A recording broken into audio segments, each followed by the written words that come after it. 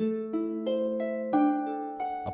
Asteria on assignment in Coba, Mexico to reveal the hidden secrets behind the pyramids.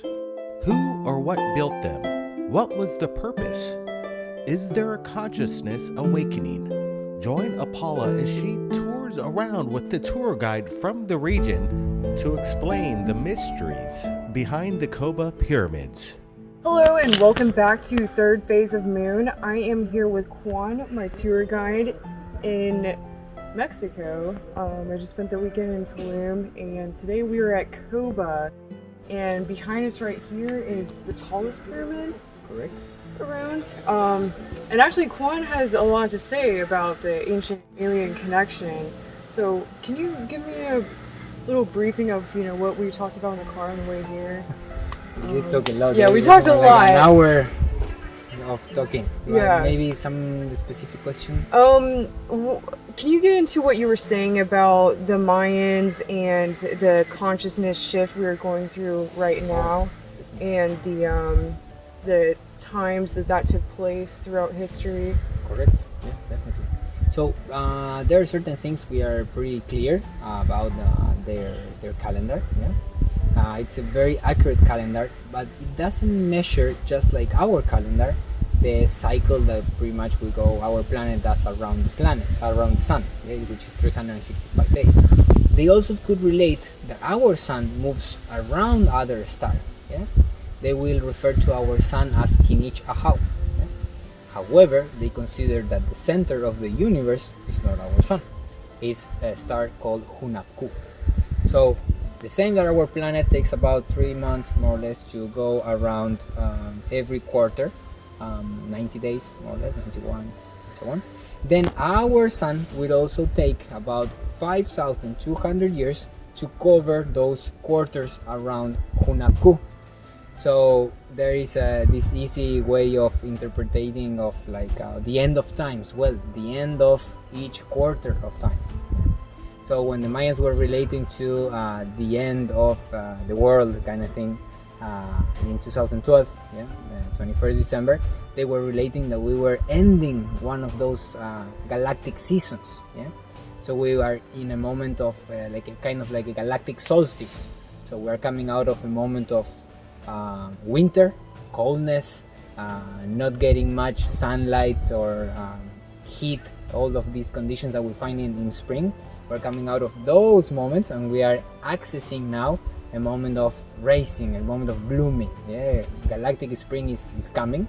Basically, this star Hunabku is sending the energy of consciousness, prana, creation. Is the energy that created everything. That's the energy that we are getting right now. So it's like a higher vibration that we're going through a certain part in the universe where this higher vibration is coming through. Exactly.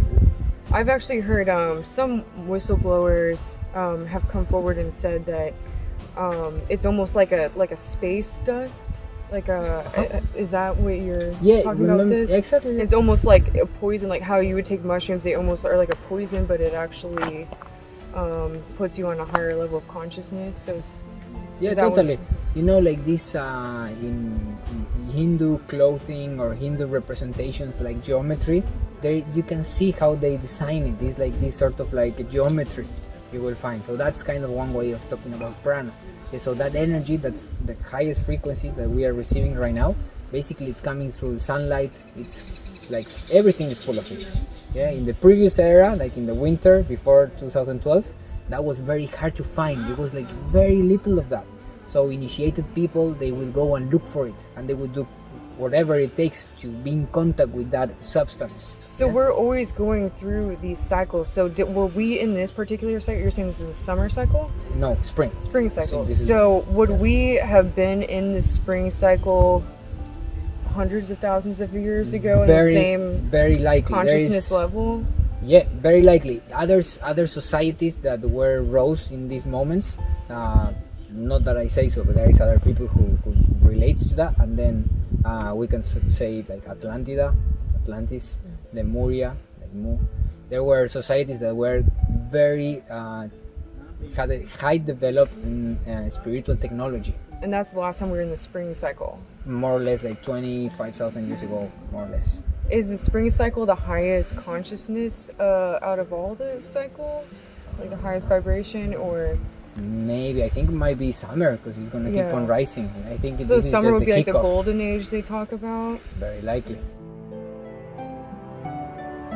What we have here is a stela, that monolithic rock. Nowadays it's like broken in several pieces because, well, when it falls they tend to break, but originally there is one piece of the stone.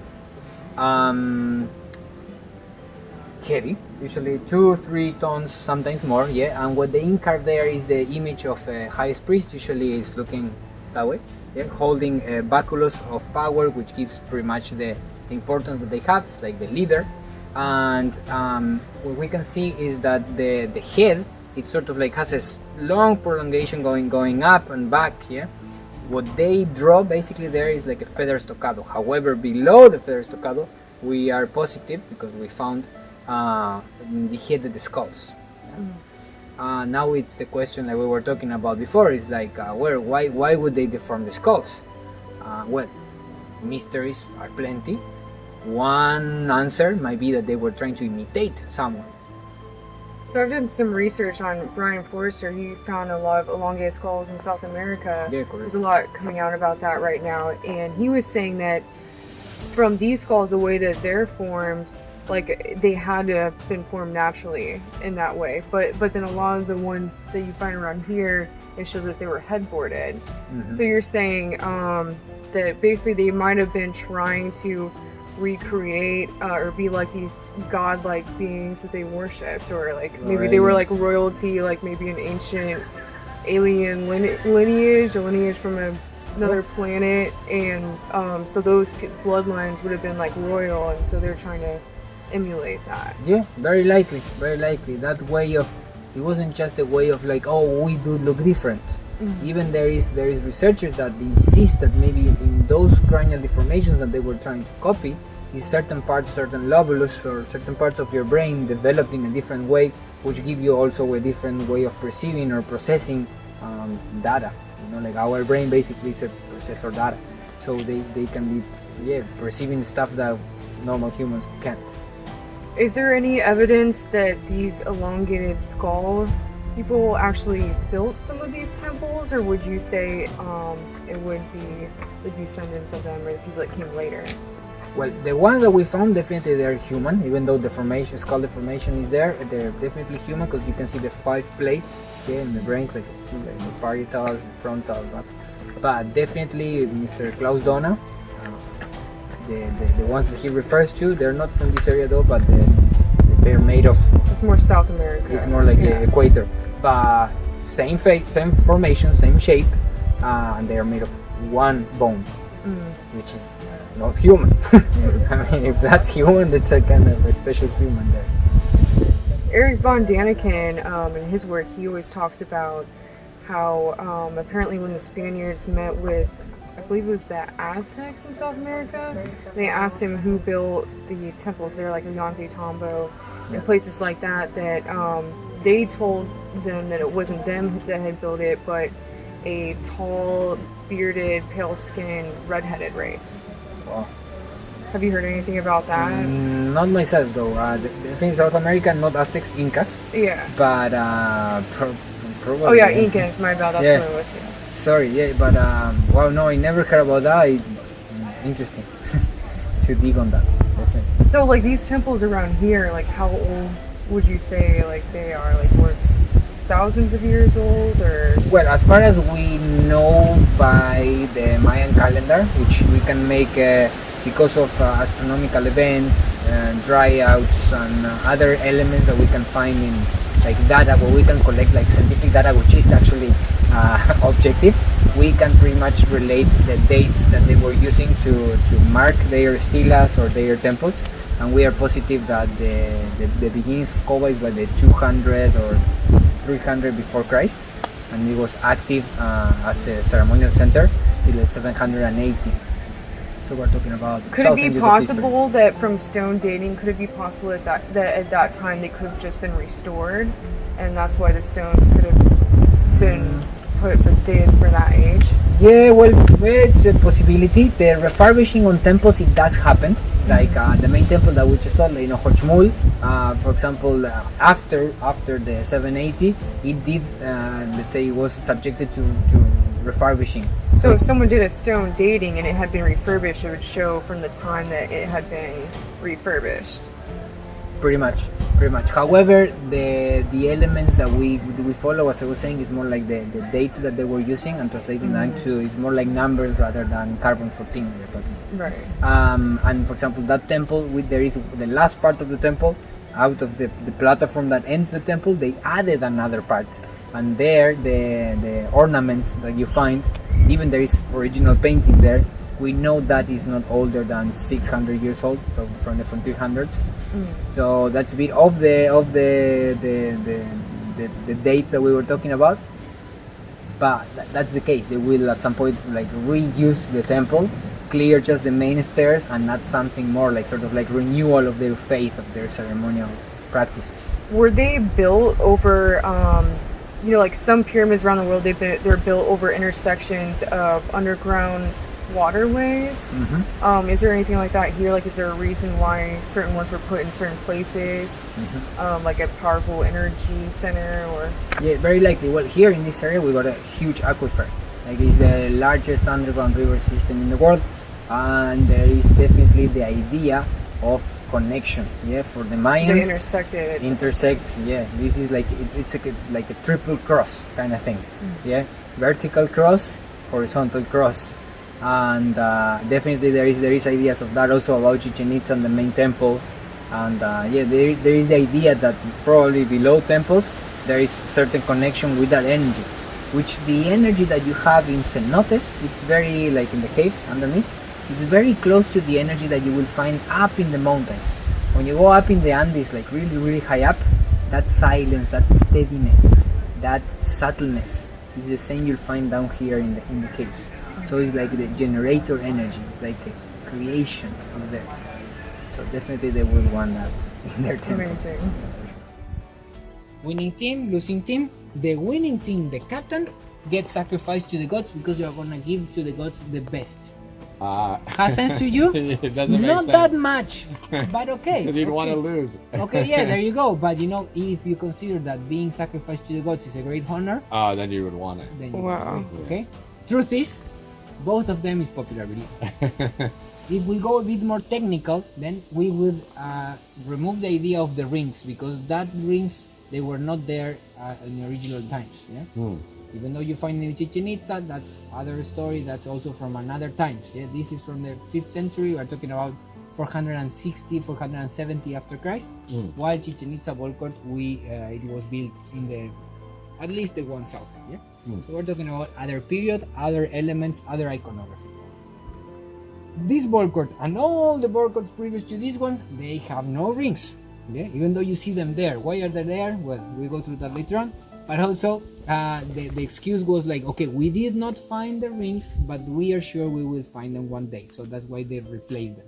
Yeah? But they were not there. Yeah. So if we can consider, let's say, out of the popular belief, yeah, considering there were no rings and so on, we do find other stuff. Yeah, what's that other stuff? Well, there in the center there is a symbol. Yeah, that's a skull. Yeah. Here behind you there is another, which is the headed jaguar. Yeah, it's a jaguar missing the head. Yeah, and then there is a third one which is definitely missing. Yeah, because everything should be symmetrical. We are missing another symbol on the other side, which could be either a snake or an eagle or any other power animal. Yeah, on that side. Yeah, so what we consider is that this ceremony can be like, yeah, several people participating, but it could be only just one person participating. So you don't need two teams. So there is no winning, no losing side, because only one person. Okay. So what we consider also is that, yeah, it might be very true that you can only touch the ball with elbow, hip, and knee. Yeah. So the court is irregular. Even though you can try to make it as flat as possible, the court is already regular. The ball is made of solid sap of sapote, which is a sap that is, if you boil it, you get like bouncy. So like rubber. Like rubber, exactly. Yeah. Organic rubber. It Yeah. was made of this tree. So you will put like lots of it together, and finally the ball is going to be like 8 pounds of weight. So consider 8 pints of weight, the ball is irregular, the ground is irregular, and you cannot use your hands nor your feet, which you can, more or less like be accurate. Yeah. So that heavy, yeah? So the idea is to be moving the ball around. What for? What's the purpose? What's the idea? Well, we consider that what they are trying to do here is to have enough symbols and enough chaos so God can express the will about any situation. Yeah? So there is this this book which ends up in a pretty sad ending. But well, this is the case. So there is this person who seduces or tries to seduce one of the princesses. Yeah, but the highest priest, which is God as a human being. Yeah, basically that's what the highest priest is. It's a part of God made human. Yeah. So it says like this situation is not right. This situation shall not continue. So this man continues with that idea, like of seducing the princess. Like he was said not to by God as a human shape. So he gets finally a trial. Yeah, it's not just the function of this ceremony was justice or trial, but it was more like having enough, like an oracle. Like in Africa, for example, they would release like a bunch of bones, and they will like put it down there and read it. Say, look, there is a logic through that, which is oracle. It has to be interpreted. Also, I don't know, Harry Potter. Remember when they read the teapot, and then they say, "Oh, the grain." These kind of things, So it's sort of creating with enough elements which are chaotic, such as like tea dust or bones. In this case, a ball. Creating something that will come to a sense, and it has to be interpreted as a meaning or a message from God or from the gods. So basically, the highest priest or someone in the ability of doing that is going to be placed up there or up there, and is going to be observing how the ball moves. Yeah. So this person is going to be moving the ball around. Yeah. The idea is to lift it up. So probably with the hips, starting like bam, with a nice movement, hit the ball in one side, sort of trying to move it, bouncing around one side, the other side, and then at some point the ball, even though with your intention or not, the ball will start touching one symbol or other symbol, because you can say, oh, but you want to touch a nice symbol like a skull, which is probably like transcendence, something like good. Yeah, but what if like it touches one side and then it goes straight into that one, and then you gotta sacrifice yourself, even though you can put a lot of energy into that, you are not in control. Yeah. So the idea is that all of the movement of the ball is gonna create like a phrase, like a message, and then that's gonna be received by the highest priest, like the shaman, and he's gonna say, okay. That's like their prophecy. Did they put them in an altered state when they played the game? Probably. We cannot know about that, but very likely maybe balche, drinking, as we were talking in the car, maybe mushrooms. Did they have any sort of alcohol? Well, the balche, it's a fermentation, so so it was kind of like an alcohol. Exactly. Yeah. And it has hallucinogen properties. Hallucinogens, so there you go. In this case that I was telling, the man seducing the princess, the end it was like he has to do a great offering, and that offering is going to be his life. Like he was not beheaded right in the moment in a crazy and or like a wild way. Yeah, so before he was beheaded, he could ask for three desires, 3 wishes. Yeah, so he asked for having one sulking circle, like in certain time, like 260 days, to go back to his hometown and say goodbye to all his people that he loved. He had also the chance to go back. Yeah, so time, the possibility to go back, because he could be retained those 260 days. So he had the freedom to go back and say goodbye to all the people he loved. And then also he could dance with the princess. Oh wow! That's what he wanted to. He could dance with the princess, and then he could be the head. So it's not about like just chopping heads off. It's more complicated than that. Okay, this language there is no one that can for sure translate it. Only people who can interpret it. Yeah. Then on the glyphs, like for example in the second line from here, you can see that on that side, let's say in the right side from this perspective, you will find like bars and dots. Those combinations of bars and dots they give you numbers. Yeah, the numbers, as we Yeah. said, they are bigesimals, so they go up to 20. And basically, bars are multiples of 5. And then dots, they basically make units. Yeah. So if you see 3 bars, that's 15. If you have 1 bar and 4 dots, that's 9, and so on. So that's how they keep score? How it score? Like when they played the game, that's how they kept score? No, not at all. Oh. Yeah, no game, no scores. We go through that in a minute. I was just saying, like, how is the writing system? You see? I see. So I see, you okay. combine glyphs with different With numbers to write dates, to record events. Yeah. Usually, these plates will refer to the highest priest taking place in power or passing away. This one, it's talking about the fusion of the local people and the princes that came from the second dynasty. Yeah. So when there is also another ball court in the elder part, we'll see it in a minute. But when they finally sort of got married, let's say, and there was the actual fusion, then that ball court was stopped being used, and then this one was inaugurated. Yeah. And this is the area which is in the middle of between the princess area, which is like on Nohochmul or what we've seen, and the male side, which is the group B, we will see later on. Okay, so they founded, like, the new Coba was founded here. Yeah, this is the foundations. Who was in that, or who is still, because it's still there. Who is still there is the name of a princess. Yeah, what princess? Remember, I was telling you about the second dynasty of Mayans. Yeah. So the second dynasty in the Mayan history, their system of expansion was they were sending princesses to the different areas that they will find that there is already one existing ceremonial center with certain importance, and then they will send that princess so she marries the local highest priest. The son would be directly connected by blood with the highest emperor in the highest priest, in this case Calakmul. So that person will have direct line of blood with, let's say, the center. To tie everyone together, kind of. And then in that way, dynasties, they avoid wars because they're all families.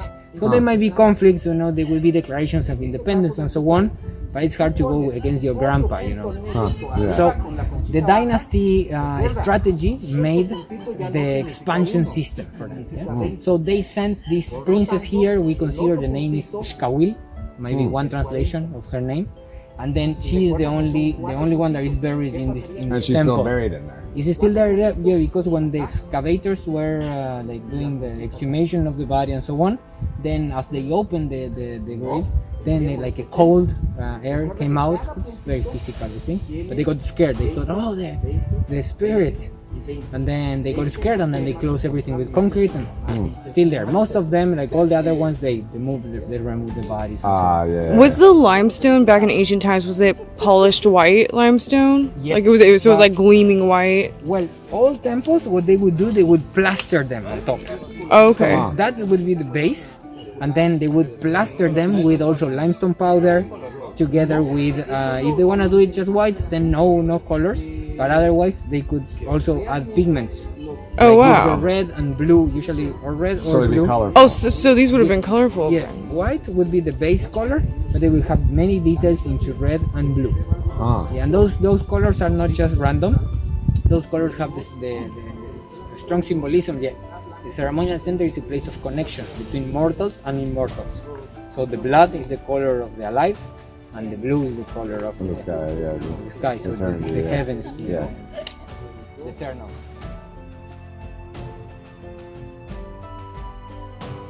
Make sure you check out Apolla. She's got a YouTube channel where she needs 200 more subscribers to reach 1,000. The link is below. Tell her Third Phase of Moon sent you.